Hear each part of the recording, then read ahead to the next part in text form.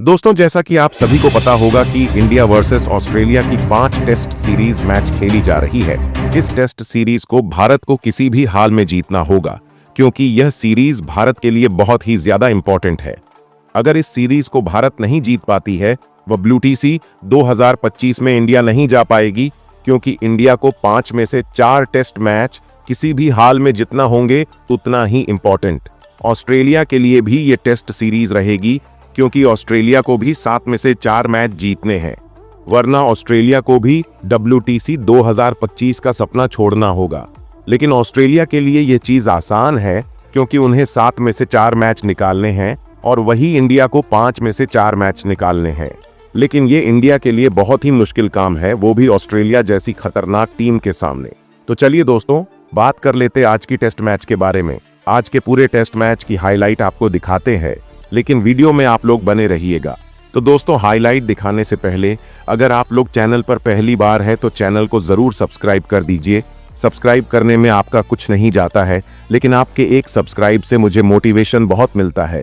इसलिए प्लीज दोस्तों, चैनल को जरूर सब्सक्राइब कर दीजिए और हाँ, वीडियो को भी एक लाइक कर दीजिएगा। तो चलिए, टाइम का बिना वेस्ट करते हुए आज के ऑस्ट्रेलिया और इंडिया के बीच खेली जा रही टेस्ट सीरीज के बारे में बात कर लेते हैं। दोस्तों, जैसा कि आपको पता होगा कि इंडिया वर्सेस ऑस्ट्रेलिया की इस टेस्ट सीरीज में रोहित शर्मा मौजूद नहीं है, क्योंकि रोहित शर्मा के घर उनका एक बेबी हुआ। इसके चलते शर्मा जी शुरुआती मैच नहीं खेल रहे हैं, जिसके चलते इस टेस्ट सीरीज के लिए जसप्रीत बुमराह को टीम का कप्तान बनाया गया है। जसप्रीत बुमराह टीम के लिए एक अच्छा विकल्प है, जो कि टीम की अच्छे से कप्तानी कर सकते हैं। इसलिए इस बॉर्डर गावस्कर ट्रॉफी में कप्तानी करने का मौका मिला है। दोस्तों, बुमराह ने टॉस जीतकर पहले बल्लेबाजी करने का निर्णय लिया, जो कि पर्थ जैसी पिच पर बल्लेबाजी करने का फैसला सही था, क्योंकि जो टीम पहले बल्लेबाजी करते हुए अगर 350 रन बना देती है तो विरोधी टीम के लिए उस लक्ष्य का पीछा करना बहुत ही मुश्किल हो जाता है। बुमराह ने बल्लेबाजी का फैसला करते हुए बहुत ही खतरनाक प्लेइंग 11 तैयार की, जिसे देखकर ऑस्ट्रेलिया भी एक प्रकार से सोच में पड़ गई। तो चलिए दोस्तों, आपको इंडिया की प्लेइंग 11 बता देते हैं। बुमराह ने अपनी प्लेइंग 11 में ओपनिंग के लिए KL राहुल और यशस्वी जायसवाल को चुना। वहीं तीसरे नंबर पर देवदत्त पडिक्कल को और चौथे नंबर पर विराट कोहली को चुना और 5वें नंबर पर ऋषभ पंत को और 6ठे नंबर पर ध्रुव जुरैल को चुना। वही 7वें नंबर पर नीतीश कुमार रेड्डी को और 8वें नंबर पर वॉशिंगटन सुंदर को चुना। वही 9वें नंबर पर हर्षित राणा और 10वें नंबर पर जसप्रीत बुमराह और 11 नंबर पर मोहम्मद सिराज को मौका मिला है। दोस्तों, यह थी ऑस्ट्रेलिया के खिलाफ भारत की प्लेइंग 11। दोस्तों, भारत की तरफ से ओपनिंग करने के लिए तेजस्वी जायसवाल और KL राहुल आते हैं। जायसवाल और KL राहुल शुरुआत में तो बहुत ही अच्छे से ऑस्ट्रेलिया के खतरनाक गेंदबाजों का सामना कर रहे थे, लेकिन जैसे बॉलों का सामना करते गए, तैसे तैसे उनके लिए इस पिच पर खेलना और भी कठिन होता गया।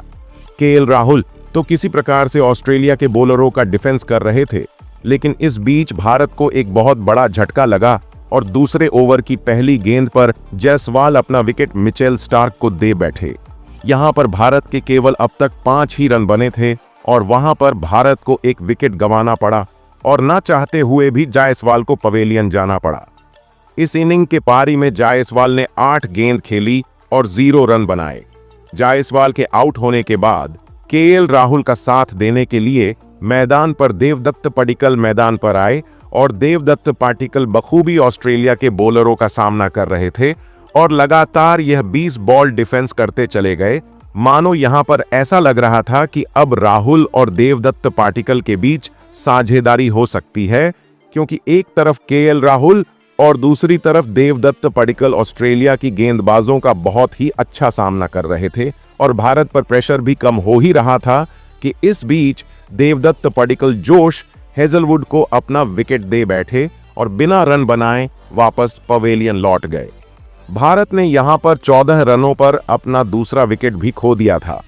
भारत यहां बहुत प्रेशर में आ गई थी और अब यहां पर एक साझेदारी की जरूरत थी। KL राहुल यहां पर अभी भी मैदान में टिके हुए थे और वह धीरे धीरे करके टीम के लिए रन बना रहे थे। केएल राहुल का साथ देने के लिए मैदान पर विराट कोहली आए।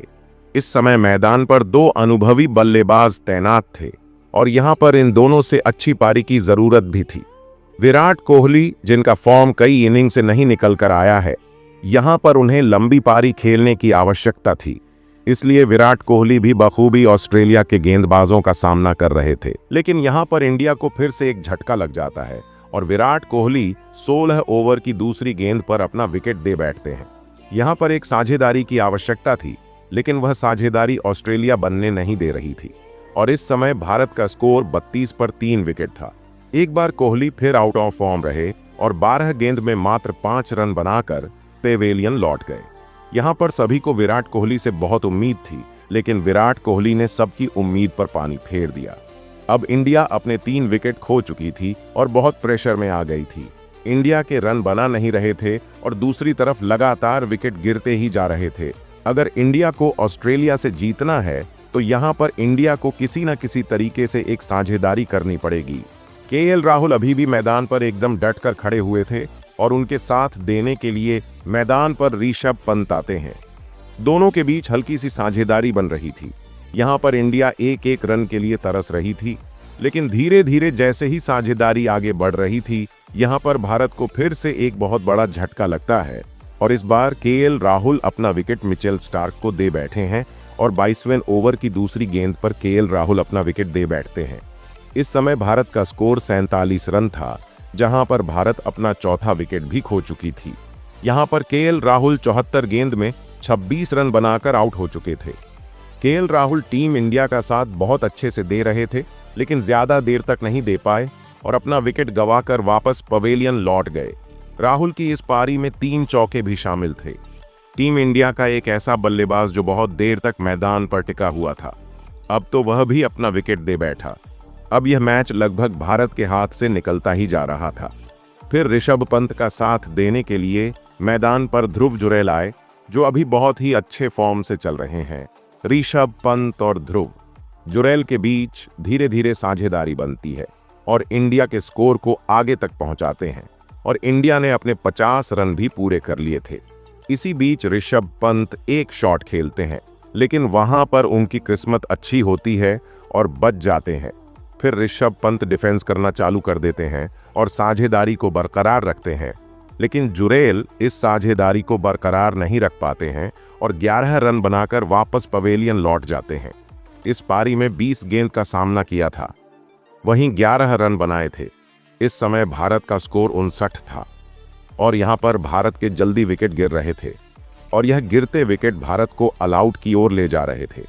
यहां पर भारत के 5 विकेट हो चुके थे और किसी की भी साझेदारी निकाल कर नहीं आई थी, न ही किसी बल्लेबाज के ठीक ठाक रन निकल कर आए थे। और फिर उसके बाद यहां पर ऋषभ पंत का साथ देने के लिए वाशिंगटन सुंदर आए। वाशिंगटन सुंदर जो अभी हाल ही में बहुत अच्छे फॉर्म में चल रहे हैं। भारत को इनसे बहुत उम्मीदें थीं, लेकिन मैदान पर आते ही कुछ गेंद का सामना करने के बाद वाशिंगटन सुंदर भी ऋषभ पंत का साथ नहीं दे पाते हैं और अपना विकेट दे बैठते हैं।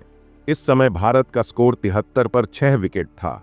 अब तो मानो ऐसा लग रहा था कि भारत 100 रन के अंदर ही ऑल आउट हो जाएगी।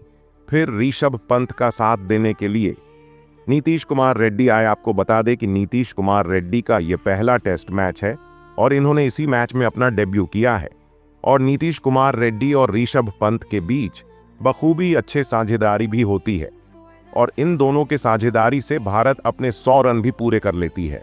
जहां पर ऐसा लग रहा था कि भारत अपने 100 रन भी नहीं बना पाएगी, वहां पर ऋषभ पंत और नीतीश कुमार रेड्डी की साझेदारी काम आती है और भारत अपने 100 रन आसानी से पूरी कर लेती है। लेकिन इस साझेदारी से भारत पर प्रेशर तो हल्का प्रेशर कम हुआ था, लेकिन रन उतने नहीं थे जीतने की। भारत को चाहिए थे यहां पर दोनों में से किसी न किसी एक को शतकीय पारी खेलने थी। दोनों के बीच धीरे धीरे साझेदारी बन रही थी और अब तक दोनों के बीच कुल 48 रन की साझेदारी बन चुकी थी। अभी साझेदारी को पूरा करने के लिए उन्हें 2 रनों की आवश्यकता थी, लेकिन वह 2 रन बन पाते उससे पहले भारत को एक बहुत बड़ा झटका लग जाता है और ऋषभ पंत अपना विकेट गंवा बैठे हैं। इस समय भारत का स्कोर 121 तक पहुंच गया था और यहां पर भारत अपने 7 विकेट खो चुकी थी। लेकिन एक तरफ नीतीश कुमार रेड्डी, जिनका डेब्यू हुआ था, वह बहुत अच्छे से गेंदबाजों का सामना कर रहे थे और भारत के लिए रन भी बना रहे थे। इसलिए उनका साथ देने के लिए हर्षितना मैदान में आए। अब यहां पर वैसे भी भारत का ज्यादा स्कोर बनने वाला तो नहीं था, लेकिन नीतीश कुमार रेड्डी मैदान में अभी भी मौजूद थे, जिससे भारत लग रहा था कि भारत अपने 150 रन तो पूरे कर ही लगी। लेकिन 128 रन पर हरे रामा भी अपना विकेट गंवा बैठे हैं। फिर उसके बाद जसप्रीत बुमराह मैदान पर आते हैं। इन दोनों के बीच भी हल्की सी साझेदारी होती और जसप्रीत बुमराह भी 144 रन पर अपना विकेट का आप बैठते हैं। उसके बाद मैदान में मोहम्मद सिराज आते हैं। यहां पर भारत के कुल अब तक 9 विकेट हो चुके थे, लेकिन नीतीश कुमार रेड्डी और मोहम्मद सिराज अभी भी मैदान में मौजूद थे। लेकिन यह साझेदारी मात्र 6 रनों की चपाती और 150 रन पर भारत अपने सारे विकेट गंवार बैठी है। ए श्रम का पीछा करना ऑस्ट्रेलिया के लिए कोई मुश्किल काम नहीं था, लेकिन भारत में एक से एक धुरंधर गेंदबाज अभी मौजूद थे, क्योंकि अभी तो केवल इंडिया की बैटिंग हुई थी। ऑस्ट्रेलिया की बैटिंग आनी बाकी थी, फिर उसके बाद रेस्ट